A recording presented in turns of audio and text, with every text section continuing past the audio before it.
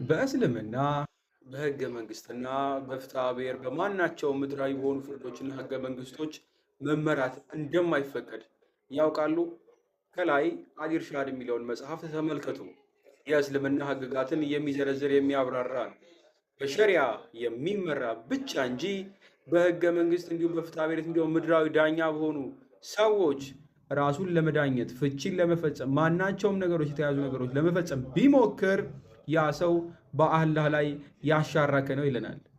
ሙስሊሞች ይህን ታውቁ ኖራል? ክርስቲያኖችስ? በምድራዊ ህግ በህገ መንግስቱ የጋራ በሚያደርገን ነገር የማይዳኝን ሰው እንዴት ታዩታላችሁ?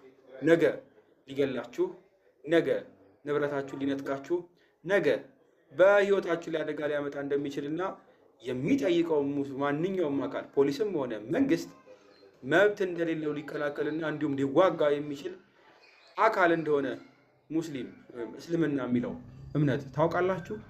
ካላወቃችሁ ዛሬ ወቁ። ሼር እና ኮፒ ሊንክ አድርጉት። ይመቻችሁ። አላደሽ በእስልምና በህገ መንግስትና በፍትሐ ብሔር በማናቸው ምድራዊ በሆኑ ፍርዶችና ህገ መንግስቶች መመራት እንደማይፈቀድ ያውቃሉ? ከላይ አልኢርሻድ የሚለውን መጽሐፍ ተመልከቱ። የእስልምና ህግጋትን የሚዘረዝር የሚያብራራ ነው። በሸሪያ የሚመራ ብቻ እንጂ በህገ መንግስት እንዲሁም በፍትሐ ብሔር እንዲሁም ምድራዊ ዳኛ በሆኑ ሰዎች ራሱን ለመዳኘት ፍቺን ለመፈጸም ማናቸውም ነገሮች የተያዙ ነገሮች ለመፈጸም ቢሞክር ያ ሰው በአላህ ላይ ያሻረከ ነው ይለናል።